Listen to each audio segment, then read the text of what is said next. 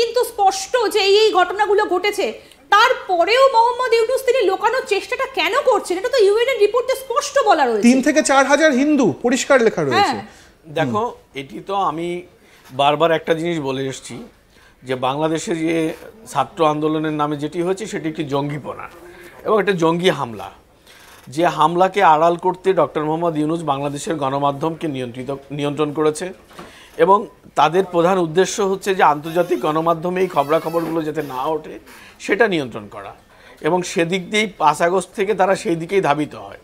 এবং আমরা কিন্তু একটা জিনিস এখানে ইউএনের রিপোর্টে খুব ভালোভাবে আসেনি, কারণ তারা স্বীকার করেছে ইউএন যে আমাদের অনেক বিষয়ই আমরা তুলে আনতে পারিনি। সেটি হলো পুলিশ হত্যাকাণ্ড। বাংলাদেশে প্রায় 3000 পুলিশ হত্যাকাণ্ডের শিকার হয়েছে, যাদের প্রায় 400-র মতো থানা পুলিশ স্টেশনে হামলা হয়েছিল, সেগুলো অগ্নিসংযোগ করে পুড়িয়ে দেওয়া হয়েছে। শুধু কি তাই, সেখানে যত অস্ত্র ছিল, পুলিশের যত অস্ত্র ছিল সেগুলো লুট করে নেওয়া হয়েছে।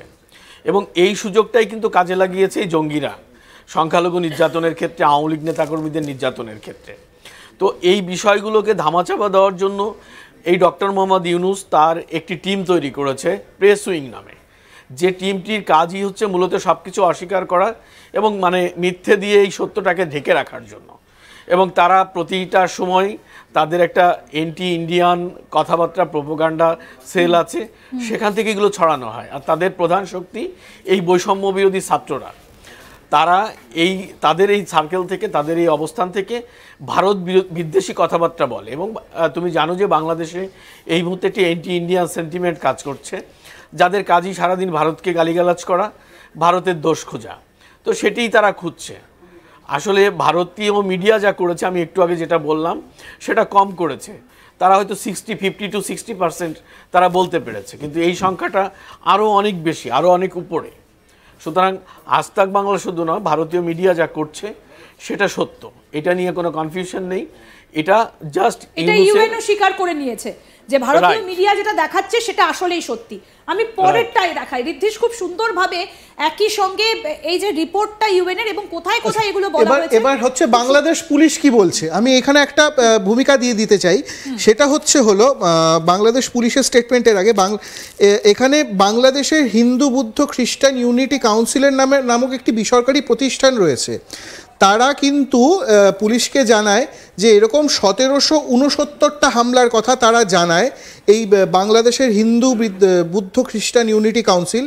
এবং এর মধ্যে পুলিশ খতিয়ে দেখে তারা বলে যে এর মধ্যে 1234টা ঘটনাই নাকি রাজনৈতিক প্রতিহিংসার কারণে, তার মধ্যে 161টা ভুয়ো ছিল এবং মাত্র 20টা নাকি সাম্প্রদায়িক হিংসার কারণে। আমি শহীদুলদার কাছে একটা প্রশ্ন করতে চাইবো ইন্দিরা।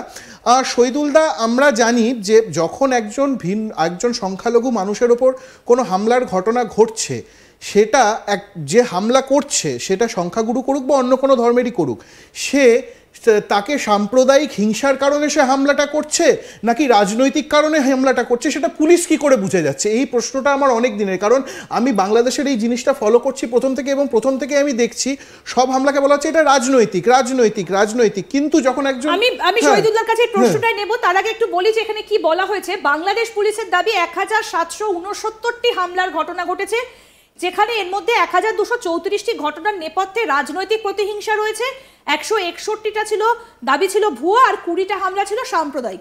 শহীদুলদার কাছে ঋদ্ধিশের এটাই প্রশ্ন দাদা, যে যেখানে পুলিশ বুঝলো কি করে যে কোন ঘটনাটা ভুয়ো, সেটা না হয় বুঝলো, কিন্তু কোনটা রাজনৈতিক প্রতিহিংসার জন্য আর কোনটা সাম্প্রদায়িক, এটা পুলিশ কেউ যখন হামলা করছে তার মনে রাজনৈতিক, তার মনে রাজনৈতিক হিংসা রয়েছে না তার মনে সাম্প্রদায়িক হিংসা রয়েছে, এটা পুলিশ কি করে বুঝতে পারছে? এটি আমি বলতে চাচ্ছি যে বাংলাদেশের সরকারের পক্ষ থেকে যেটা বলা হচ্ছে এটা ছেলে মানুষই, মানে এটার কোনো যুক্তি নেই, অযৌক্তিক কথা। ব্যাপার হচ্ছে যে তারা কিন্তু মাঝখানে গত মাসে তারা একটি প্রেস কনফারেন্স করেছিল, সেখানে বলা হয়েছে যে বাংলাদেশে সাম্প্রদায়িক হত্যাকাণ্ডের সাম্প্রদায়িক হামলার ঘটনা ঘটেছে, কিন্তু যতটি প্রচার করা হচ্ছে ততটি না। এখানে প্রশ্ন হচ্ছে যে যারা সাম্প্রদায়িক হামলার শিকার হয়েছেন তারা সবাই সংখ্যালঘু সম্প্রদায়ের লোক, সংখ্যালঘুদের উপরেই হামলাটা হয়েছে। রাজনৈতিক কারণে যদি সংখ্যালঘুদের উপরে হামলা হয়ে থাকে তাহলে সেটা তো অবশ্যই অন্যায়, অপরাধ, কারণ রাজনীতি করার অধিকার সবার আছে। কিন্তু কারো বাড়ি লুটপাট করা, অগ্নিসংযোগ, মন্দির ভাঙচুর, তাকে মেরে ফেলা, এটা রাজনৈতিক প্রতিহিংসা না, এটা সাম্প্রদায়িক হামলা, এটা স্পষ্ট। সুতরাং পুলিশের পক্ষ থেকে যেটি বলা হয়েছে, এই পুলিশ কিন্তু নিরপেক্ষ পুলিশ নয়, এটা ইউনূসের পুলিশ, ইউনূস সরকারের পুলিশ, তারা এটা বলেছে, তাদের মতো করে বলেছে। এখানে মানে একদমই স্পষ্ট একটি কথা বলতে চাই যে বাংলাদেশে সংখ্যালঘুদের উপর যে নির্যাতনের ঘটনা ঘটেছে, এটা সাম্প্রদায়িক হামলা, এটা সাম্প্রদায়িক সহিংসতা, তার প্রমাণ তো আমরা পাচ্ছি। একদম 5 আগস্টের পরে প্রশ্ন রয়েছে দাদা আপনার কাছে। হ্যাঁ, মানে আমি ওইটাই শহীদুল্লাহর কাছেই প্রশ্নটা, আবার যে আমরা প্রথম থেকেই কিন্তু শহীদুল্লাহ এই জিনিসটা দেখছি বারবার বলা হচ্ছে যে না, প্রথমে তো এটাই বলা হলো যে কোনো সাম্প্রদায়িক হামলাই হয়নি। তারপরে যখন বিভিন্ন মিডিয়া এবং ভারতের বিভিন্ন মাধ্যম থেকে চাপ যাওয়ার পরে বেশ কিছু মামলা করা হলো, 80 জনকে গ্রেফতার করা হলো, তখন যেন একটু গিয়ে প্রথমে একদম ডিনায়াল মোডে ছিল, তারপরে গিয়ে একটু ভিজলো তাদের গলা যে না, সাম্প্রদায়িক এতগুলো হামলা হয়েছে, তার জন্য এতজনকে অ্যারেস্ট করা হয়েছে। তো এই যে কোনো যখন হামলা হচ্ছে একটা অন্য সম্প্রদায়ের ওপরে, সেটা তো সাম্প্রদায়িকই, সেখানে তো রাজনৈতিক প্রতিহিংসা বা এটার কোনো জায়গা আসার কথা নয়। এইটাকে দেখো, এটাকে তারা কাটিয়ে দেওয়ার একটা চেষ্টা করেছে যে বাংলাদেশে তারা কিন্তু, আমরা বিভিন্ন সময় ভারতীয় গণমাধ্যম প্রধান উপদেষ্টা যিনি প্রেস সচিব আছেন শফিকুল আলম, এই ভদ্রলোককে আমরা দেখেছি বিভিন্ন সময় মিডিয়াতে এসেছে, ভারতীয় মিডিয়াতে। তাকে যখন প্রশ্ন করা হয়েছে যে দেশে, মানে তার সামনে যখন তুলে ধরা হয়েছে যে এই হামলার ঘটনাগুলো ঘটেছে, এই যে তার প্রমাণ, তখন সে একটি বিষয় বলে এড়িয়ে যায় যে এগুলো রাজনৈতিক কারণে, ওনারা আওয়ামী লীগের নেতা বা সমর্থক, এই কারণে ওনাদের উপরে হামলার ঘটনা ঘটেছে। মানে এটা একটা ছেলে মানুষই কথাবার্তা, মানে কোনো সরকারের পক্ষ থেকে এটা বলার কোনো যৌক্তিকতা নেই। বাংলাদেশে ধামাচাপা দেওয়ার চেষ্টা হয়েছিল, সেটাকে আর আটকে রাখতে পারে, সেটাকে বলা মানে ব্যাপার হচ্ছে যে চলে আসে, মানে ছাইচাপা আগুন বেশিক্ষণ রাখা যায় না, এটা তার প্রমাণ। আমার আরো একটা গ্রাফিক্স প্লেট লাস্ট, সেখানে কি বলা রয়েছে সেটাও আমি একটু দেখাতে বলবো প্রোডাকশন টিমকে, যে আর কি বলা হয়েছে এই রিপোর্টে। এই যে এইখানে সবথেকে বড় কথা হচ্ছে যে শুধু আমরা যদি হিন্দু সম্প্রদায়ের কথা বলি সেটা কিন্তু না, আহমদিয়া মুসলিম আরেকটা যে সম্প্রদায় রয়েছে, তা সেখানেও কিন্তু এক 16 বছর বয়সী, যেটা ইউএন লিখেছে, একদল আলেমদের নেতৃত্বে, ক্লেরিক, ধর্মীয় আলেম যাকে বলা হয়, তাদের নেতৃত্বে হামলা চালানো হয়েছিল এক 16 বছর বয়সী এক আহমদীয় সম্প্রদায়ের যুবকের ওপরে। তার মাথায় আঘাত করা হয়েছিল এবং মাথায় তার আঘাত ছিল, তারপরে অস্ত্রোপচার করেও কিন্তু তাকে বাঁচানো যায়নি। তো এরকমটা কিন্তু নয় যে শুধু হিন্দু সম্প্রদায়ের ওপরে হামলা হয়েছে বা কিছু, এটা কিন্তু ইউএন রিপোর্টে উঠে এসছে।